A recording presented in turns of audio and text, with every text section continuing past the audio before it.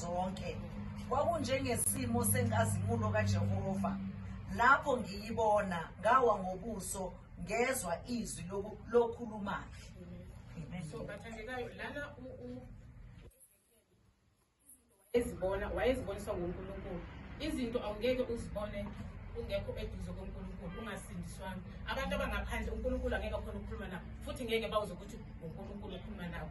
So thina siphambi koNkulunkulu sithole umusa kaNkulunkulu. uNkulunkulu kulula kuye ukuthi angakhuluma nathi esithuma ngemilayeza ukuthi mhlambe ngithi like mina angibonise ukuthi mhlambe umlayeza ofuna ukudlulisa umuntu othize. So uzobonisa ngami, uzokhuluma ngami ukuthi ngidlulise loyo mlayeza. Amen. So uIsaiah naye wayebona imibono ngento ezoyenzeka. Amen. Sizofunda futhi kuLuke 24 verse 23.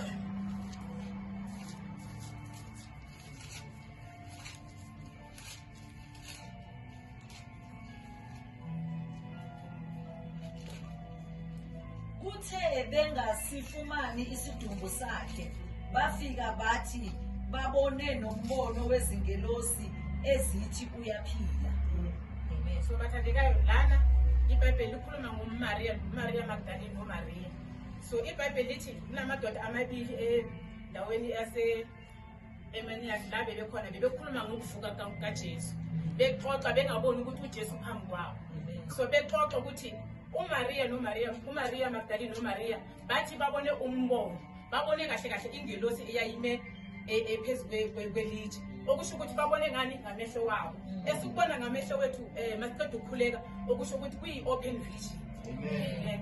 So uMaria noMaria Magdalene bebetshela lamadoda wayechaza ngalendlela uMaria Magdalene noMaria bebexoxa ngayo ukuthi sibone umbono, sabona ingelosi imile. Amen.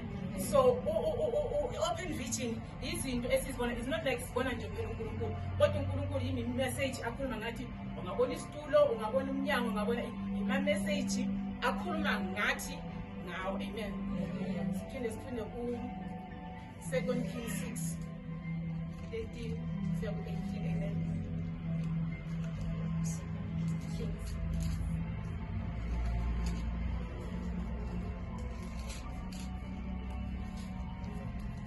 Chapter 6 verse 13. Yayisithi hamba ubone ukuthi uphi ukuba ngithumele ngimlande. Watshelwa ukuthi bheka useDothani. Wathuma khona amahashi nezinqola nempi enkulu.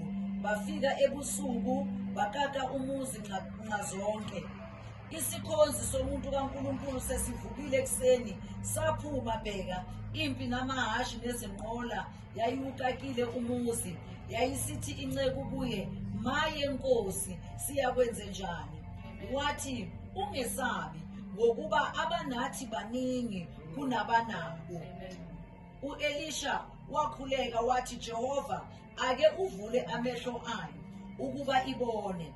uJehova wavula-ke amehlo aleyo nceku yabona, bheka intaba yayigcwele amahashi nezinqola zomlilo nxazonke zakhe u-Elisha. 18. Zebehlela kuye u-Elija wakhuleka kuJehova wathi, mawushaye lesi sizwe ngobumpumputhe. Wasishaya ngobumpumputhe njengezwi lika-Elisha. So lana u-Elijah bathandekayo usibonisa ngokuthi even though singaboni ngomoya. Amen. So kuthiwa indoda le yayime, wathi indoda yavuka ekseni yathi mayivuka yabona kugcwele imoto namahashi zigcwele zibakakile. So yena wayibona ngamehlo enyama. So makatshela u-Elijah athi bona kugcwele imoto ama-carriers namahashi ngale welempi isikake ngakhona izosihlula, sizoyenze njani na? Kodwa u-Elijah wathi kuye, wena ubona ngamehlo wenyama, uboni ngamehlo womoya. So wathi wathandaza u-Elijah wacela uNkosini ukuthi akumvule amehlo abone. Amen. So makabebona wabona ukuthi maseqeda ukukhuleka wabona imoto amahashi nalento seziba la sesingaphambi kwabo zingasekho ngaleya ndlela lebekebona ukuthi sizobanqoba. Amen. So okusho umlayezo lo esizothola ukuthi wena ungabona khona ngoku isimo sangoku sizokuhlula, kodwa uma ubona ngamehlo omoya uzobona ukuthi esisihlo sesangoku, esisimo sesangoku sisimo esizondlula. Amen. Sizoya ku-Clear Vision manje. I-Clear Vision ithe mangibheka ngabona ukuthi it's an image of ourselves in future. Amen. Ukuzibuka wena like mabesikhula bazalwane besikhula unaleyo mbona ukuthi mangikhula vele bowunayo leyo nto ukuthi mangikhula ngizobe ngiyinesi, ngizobe nginendlu, ngizobe nginale nto nale. Amen. So kuthi kufana njengoNkulunkulu makathumela imilayezo. UNkulunkulu uthumela imilayezo ngabaprofeti bathandekayo ukuthi makasuke besiprofeti makafuna ukukhuluma nawe ngekusasa, ukhuluma mhlawumbe akhulume ngabaprofeti, athi akhulume kubaprofeti athi maybe sisiboni uprof makaprofeti athi unyaka onthile nothize kuzabe kwenzeka into enje ne-enje. So mayisuke iyenzeka le nto lokulo nyaka othize kusuke kuyi-Clear Vision ukuthi uNkulunkulu wayebonisa uprof ukuthi ngalelo langa lelo kuzabe kwenzeka into enje, embonisa isithombe saleyo nto izabe iyenzeka. So silinda kanjani? Awuvele iprofeti mayiphumile awuvele ukuthi ayizoyenzeka ngoba sokushiwo ukuthi uNkulunkulu sothile ukuthi izoyenzeka. Silinda iprofesi yethu, silinda ngokufocusa enkosini, nokufisa our eyes in God,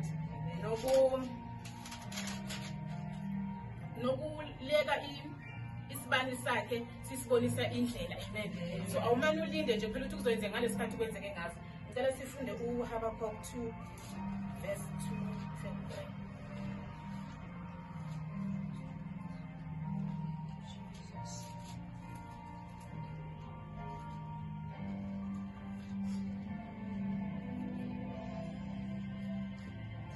Habakkuk 2 verse 2-3.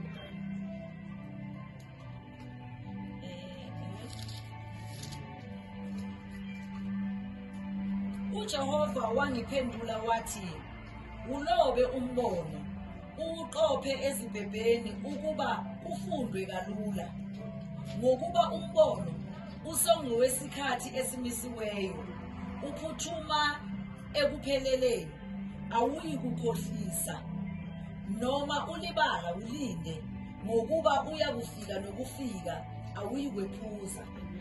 Nayo yathi iBhayibheli ukuthi izofika leyo prophecy ekhulunywe manje izofika in future, and awuziyilinda nje, uzolinda ngokuthi ube eduze enkosini, ulinde ngokuthi ufunde iBhayibheli.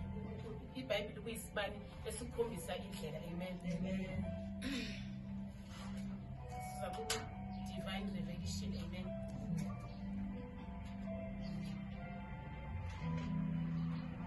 I-divine revelation it means that God has revealed himself through men. Amen. uNkulunkulu wabona ukuthi athumele indodana yakhe kunguJesu ukuze izobonakala njengaye kuthi. Amen. So uJesu makaza kithi weza ezosifela izono zethu. Amen.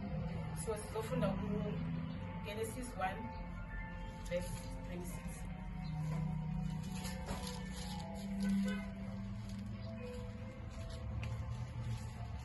uNkulunkulu wathi, masenze abantu ngomfanekiso wethu, basifuze, babuse phezu kwezinhlanzi zolwandle, nezinyoni zezulu, nezinkomo, nomhlaba wonke, nezilwanyana zonke ezinwabuzelayo emhlabeni.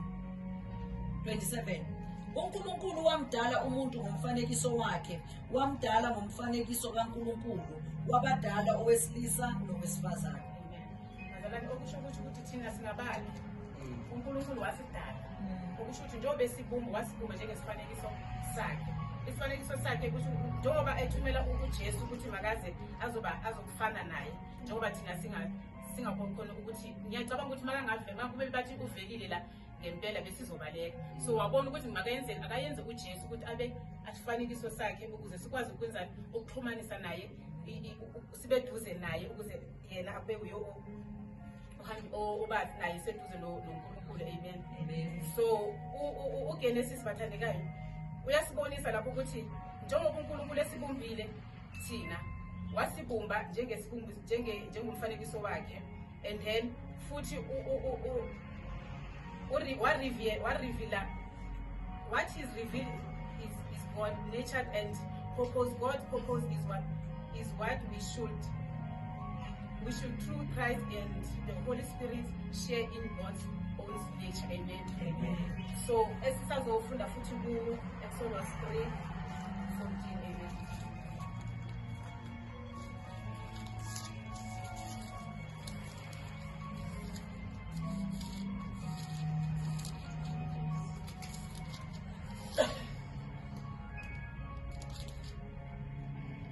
Ifundela kanje Exodus 3:14. uNkulunkulu wathi kuMose, nginguye enginguye. Wathi, uzakusho njalo kubantwana bakwa-Israyeli ukuthi ungikhona ungithumile. uNkulunkulu bathandekayo ku-Old Testament wayeziveza kuba kuyingcezu zakhe, kodwa kuMoses wayeziveza njengomlilo, kubanye wayeziveza ngendlela ezihlukahlukene. So wabona ukuthi ukuvela ngale ndlela leyo ungcono avele njengathi kwenyama. Amen. So wabona ukuthi makathumele uJesu ukuze azobonakala isifanekiso sakhe. Amen.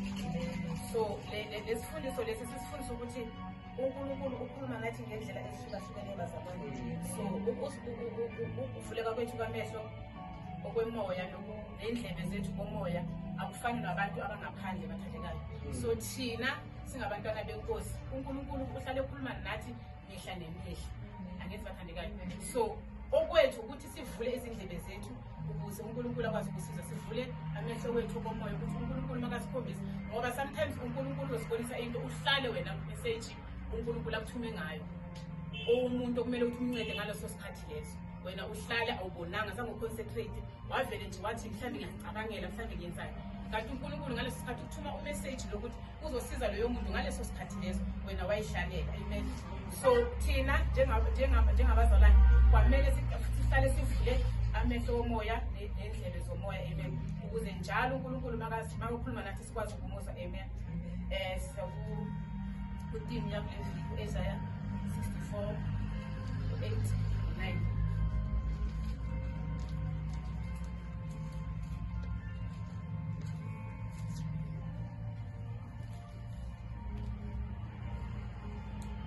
Isaiah 64:8. Kepha manje Jehova ungubaba, thina siyibumba, wena ungumbumbi wethu, singumsebenzi wesandla sakho sonke. Ungathukutheli kakhulu Jehova, ungakhumbuli njalo ububi, bheka mawubone ukuthi sonke singabantu bakho. Amen. So bazalwane lana uNkulunkulu utshela ukuthi singabakhe, sibunjwe njengabakhe. Kodwa iBhayibheli lapho ku9 iphinde ithi bangathukutheli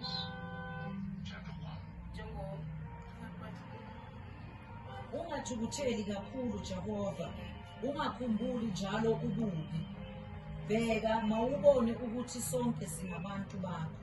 Umlayezo engizosho ukuthi noma isimo singaba isimo sanamhlanje, kodwa wazi ukuthi uNkulunkulu like njengoba sikhuleka, if ungaphendulekanga namhlanje ungabili umoya ukuthi uNkulunkulu akazange mina kuphendule. uNkulunkulu usebenza ekusitheleni bathandekayo. Eyakho impendulo uyayazi ukuthi okwamanje akumele ngayiphendule kwamanje, uyasazi isikhathi ekumele asiphendule ngaso. So ungadubali ukuthi angeke kusho ukuthi uNkulunkulu azangazenzele, uNkulunkulu mina azangazangiphendule. So uNkulunkulu unguNkulunkulu osebenza ekusitheleni, uNkulunkulu unguNkulunkulu othembileyo, ngoba izithembiso zakhe hlala zimile kunaphakade. So noma kunini lo ikhulekele namhlanje izawuyenzeka ngaleso sikhathi uThixo athe izayenzeka ngaso. Amen. Sizokhuleka ukuthi uNkulunkulu asivule amehlo omoya, uNkulunkulu asivule amehlo indlebe zomoya ukuthi sihlale simuza uma ekhuluma nathi, sihlale simbona njalo uma esibonisa izinto.